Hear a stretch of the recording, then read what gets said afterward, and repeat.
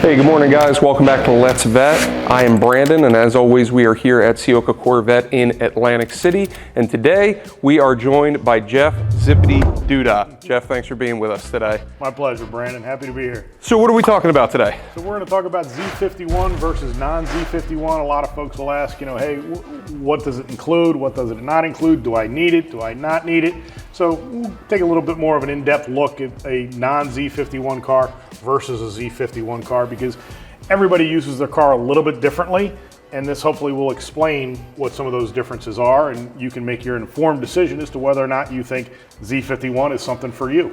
Sure. So that is definitely, I would say, one of the number one talking points, buying points, selling points, decision points when we are selling Stingrays, which are pretty much our bread and butter here. So we're going to be going over some of the different features, some of the different costs, some of the different usages of each. So we have for you today a black on red Z51 Stingray and a Sebring orange on natural non-Z51 Stingray. We're going to be going over some of the differences.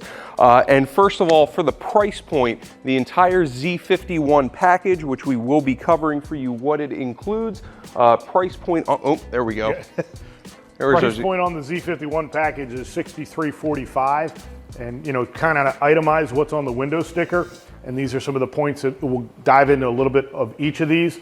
So the Z51 Performance Package for $63.45 includes the Performance rear axle. So you've got a different rear axle ratio on the Z51 versus the non-Z51. You have high performance summer tires. You have the rear Z51 spoiler, which is a new design for 2025. Brandon will touch on that a little bit. You have the Z51 Performance suspension, electronic slip differential. Kind of go over that a little bit as well. The Z51 Performance brakes with Z51 logo on the calipers, heavy duty cooling system, and the Performance exhaust. All of those items combined bring up that price point to $63.45. And the one item that we listed there that is a standalone option that's available on a non-Z51 would be the Performance exhaust. And Brandon will talk a little bit more about that exhaust system. Sure. So definitely, I always tell people the most important part of the Z51 is going to be that Performance exhaust. Alternatively, a suggestion that I give to a lot of people who might not necessarily need it for track usage is to build a non-Z51 car, but to include that Performance exhaust. There's a couple things to note about that. First of all, the Performance exhaust code, the Performance exhaust order code for that is NPP, and that is going to be an $11.95 option. The reason that is so important, there are a couple reasons. One, it's going to give you the 5 extra horsepower. Stingray engine comes stock 490 horsepower. If you get the Performance exhaust, it's going to give that extra 5 horsepower for a total of 495. In addition to that, it's going to let you vary up the exhaust sounds, opening and closing those louvers depending on what drive mode you're in. And I should take a minute to note, if you do not order your car or buy a car with NPP exhaust, you can, yes, of course, always put a Borla exhaust or an aftermarket exhaust like a Paragon on there, but you're not going to be able to alter the exhaust sound. If you're in touring mode or if you're in weather mode, it's going to quiet it down. If you're in sport or you customize Z mode, it's going to open it up. So that is a very important aspect. It is also important to note if you're thinking about buying your car and then thinking about resale value. Performance exhaust is one of the biggest options that goes into resale value. If you have a 1LT, it's a little bit easier, but if you have a 2 or 3LT without Performance exhaust, you're severely going to limit your resale market in that. So again, Performance exhaust on a non-Z51 car is going to be $11.95. But if you do get the Z51, that's built into that package. So big important one there. You make that decision for yourself, but make sure it's an informed one. Yeah, and like I mentioned, a couple of the different items that are included in that Z51 outside of that exhaust system, what's baked into the Z51 package. Talked about the rear axle, so the gearing in this car is going to be slightly different than what the gearing is in the orange car, our non-Z51. So what that means for the street, this is going to be a little bit quicker, 0 to 60 in quarter mile, because it's going to be more reactionary as far as the throttle response. the high performance tires. This particular car is going to come with performance run flat summer only tires, meaning that their temperature operating range is going to be above 45 degrees, whereas the non-Z51 car is still going to have performance tires, but they're going to be all season run flats. That gives you, call it a 3-season tire. Not going to necessarily call it a snow tire per se, but it does a little bit of everything very, very well. Both of them are made by Michelin, and I've seen track times where they're using a summer only tire versus the all season tire, and you're talking maybe a few tenths of a second around a racetrack as far as the difference in performance between all seasons and the summer onlys. The all seasons have come a very, very long way, so don't let necessarily the tire choice make up your decision, because tires are temporary. Think about that. You're only going to get so many miles and years out of your tires. Don't let a summer only tire deter you from getting a Z51, because once you run through these summer only tires, if you like, you can replace them with those summer onlys or put those all season tires on there. Don't let the tires make your decision. The next thing is the spoiler. Brandon will talk a little bit about the spoilers. The suspension, people say, oh my gosh, the Z51 is so stiff. Yes, it is a stiffer suspension than a non-Z51, but it is still a very livable suspension in the C8. The C8 architecture, the drive quality and the driving experience is so much more elevated than what it was in the C6 and C7. And if you were to drive a Z51 right next to a non-Z51 on the street, most people would not be able to tell the difference between the two. That's how close the suspensions are on the street. Racetrack, that's a different situation. Limited slip differential, this has got the electronic e-diff. So what that means, in the non-Z51 also has a limited slip differential, but the difference there is the non-Z51 is going to be more reactive as the driving experience. So as it feels what's happening on the road, that limited slip is more reactive. Whereas on the Z51, the E limited slip differential, the electronic one, is going to be more proactive, kind of anticipating what's going to be happening on the racetrack and on the street and allow it to react differently. And what a limited slip differential does, my cousin Vinny, right? You know, you remember watching that movie, and it talks about how the tires spin at a different rate of speed. Same exact thing with this, what that slip differential does. And as you're coming around a corner, it allows the inside wheel to slow down and the outside wheel to turn faster to help carry you through that turn. So that's what that slip differential is going to do for you. Additionally, the brakes. So you've got a larger rotor on the Z51 compared to the non-Z51. And if you take a closer look at the brake caliper, I think in 21 or 22, General Motors started putting the Z51 logo onto the brake caliper. So that's a visual cue by looking at the caliper as to which car has a Z51.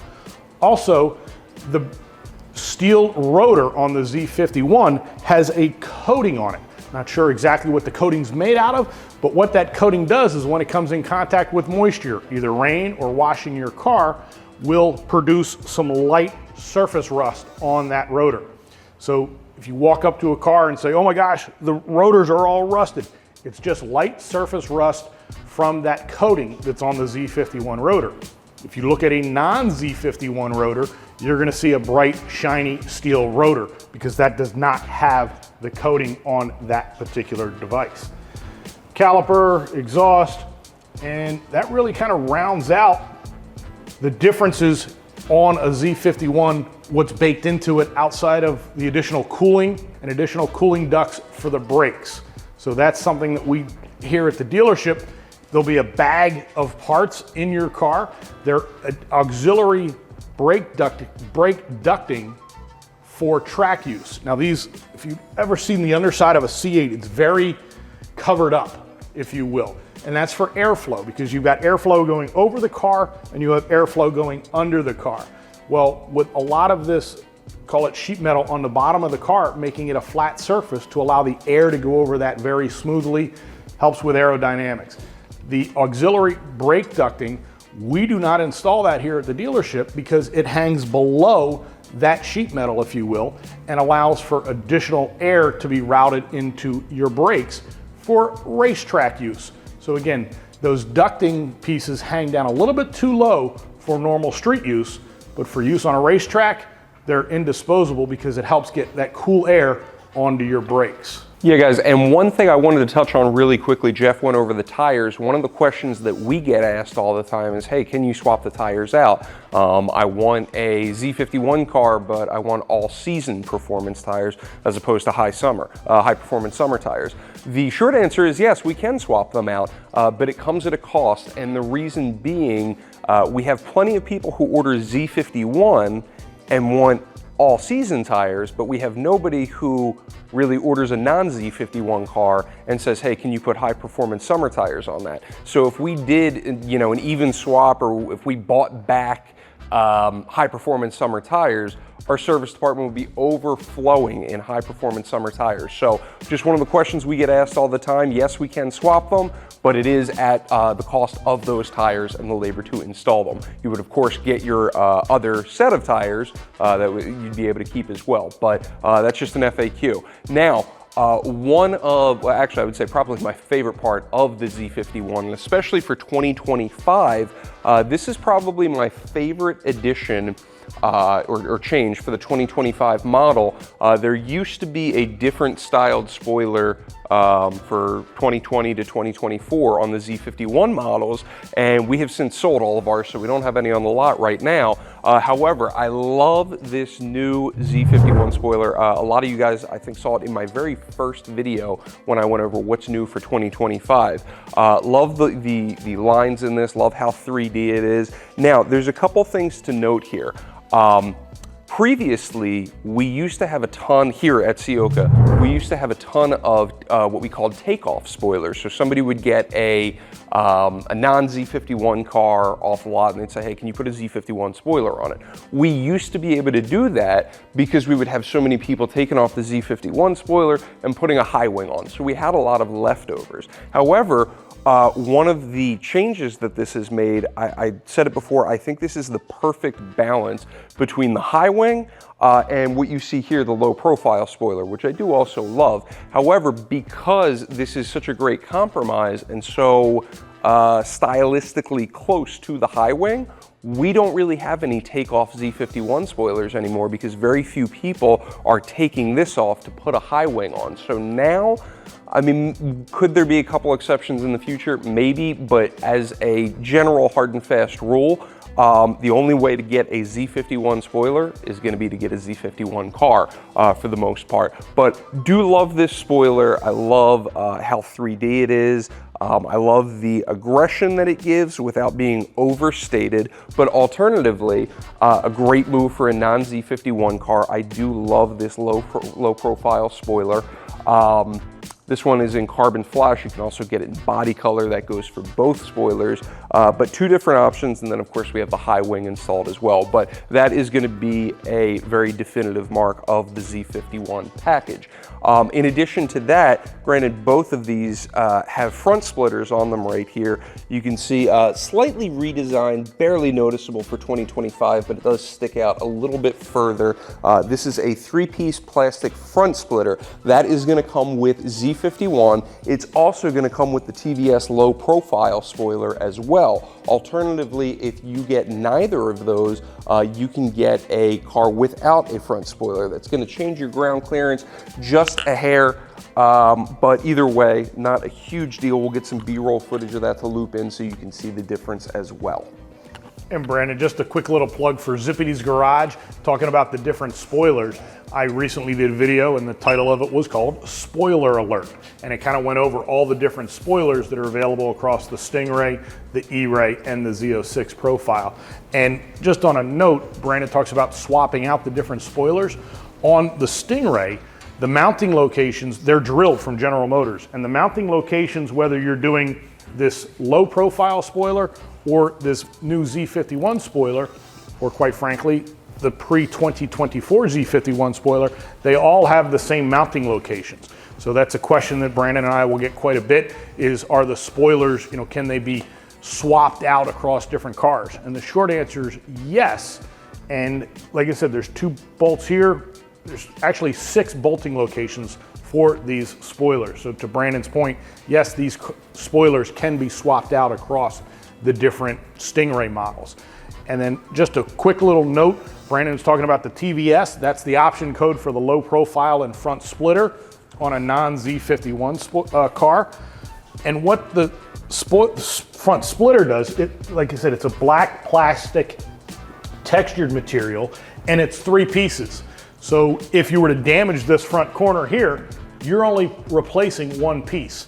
And the other reason it's done in 3 pieces is this ships inside the car from Bowling Green, Kentucky, in the trunk of these cars. So it does not come installed. We do that here. All the dealers do that at their dealership as part of the PDI, the pre-delivery inspection process. So these are installed at the dealer.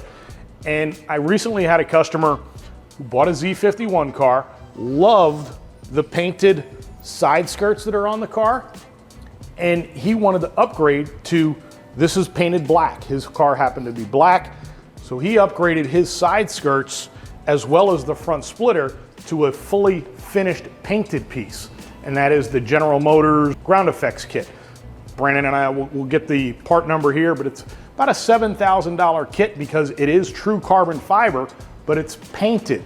And I bring that up because this is not a painted piece. That's what he wanted. He wanted painted on the splitter and paint on the side skirt.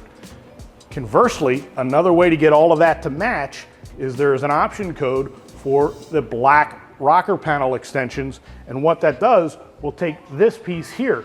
It's a cover that mounts. It's a $595 option, if I'm not mistaken, about 600 bucks. But what that does is then makes the splitter and the side skirts match with this black textured material. So it gives a clean look going from the front splitter down to the side skirts and then up to the spoiler. And the spoiler obviously is going to be painted, but it just gives a nice little consistent look from your splitter to your side skirts as well. So guys, the biggest question at the end of the day is, do I need Z51? And that is definitely a bit of a subjective question. My take on that is there's really three points on that. If you're not tracking the car, no, you don't need Z51.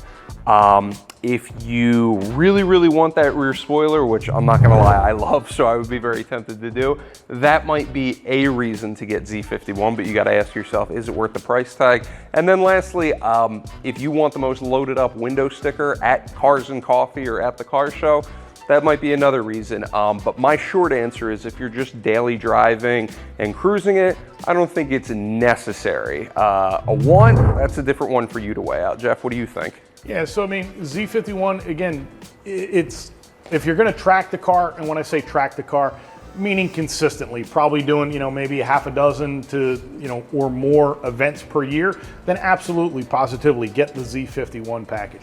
Now, that's not to say that a non-Z51 will not hold its own on a racetrack. It certainly will. It just doesn't have the more brakes, the bigger brakes and the cooling and so forth. But a non-Z51 Corvette, especially when paired with that performance exhaust, is a great option because it has the sound of the Z51 car when you can open up those exhaust valves. The other thing to consider might be resale value. Again, so a Z51, and again, it can go both ways. You're paying that $6,300 plus when it's new. How much of that are you going to recoup when you resell the car? If you look at resale values on some of the pre-owned C8s that we have, Z51s tend to bring a little bit more money, but certainly not another $6,300 more than a comparably equipped non-Z51. So it's really a decision that's up to you, but if you're not gonna be a dedicated track car, you certainly don't need the Z51, but it's certain, to Brandon's point, from the aesthetics with the spoiler and the brake calipers that say Z51, it's not a bad option to have. So really it boils down to how you're gonna use the car and what your intentions are with the vehicle. Both of them will do very well on a racetrack, but the Z51, if you're doing the track events on a more consistent basis, whether that's HPBEs or autocrossing, the Z51 would be the way to go. If you're not into that stuff and only gonna do it maybe once a year, then consider the non-Z51. But again, it really comes down to your personal choice. All right, guys, I think that's going to about wrap it up for this video of do I need Z51 or not. Huge thank you to Jeff for being part of the channel today. I'm sure we'll be doing plenty more collaborations in the future. So Jeff, tell them a little bit. Let's be real, if you're watching my channel, you probably already know about Jeff's, but just on the off chance that you don't, Jeff, tell everybody where they can watch you and how they can contact you. Yep, absolutely. So the name of the channel is Zippity's Garage. You can follow me over on YouTube, Instagram as well. And then my email address here at the dealership is jduda, D-U-D-A, at siokaauto.com. And the direct phone number, we have direct lines now, and I really haven't put it to memory, so it's 609-344-6073. Got to look at my business card here. And don't forget though, if you buy a car here from C8 Corvette, Brandon and I have done a tutorial video that we try to get out to every Corvette owner that buys one of these cars that tells you what every button in the car does. So follow me over on Zippity's Garage on Instagram and also on Facebook. We'd love to be able to put a, people say, oh my God, Brandon's doing videos, Jeff's doing videos. We are not combative at any stretch of the imagination. This is very much a collaboration. So Brandon, thanks for having me on the show Absolutely. today.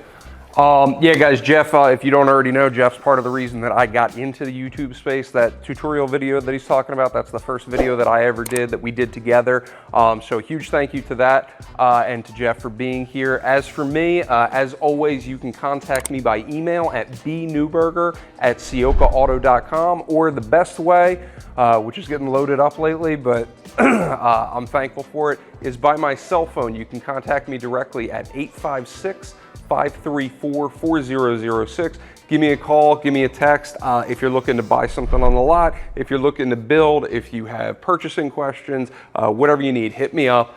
As always, thank you so much for tuning into Letsvette, and we'll catch you next time.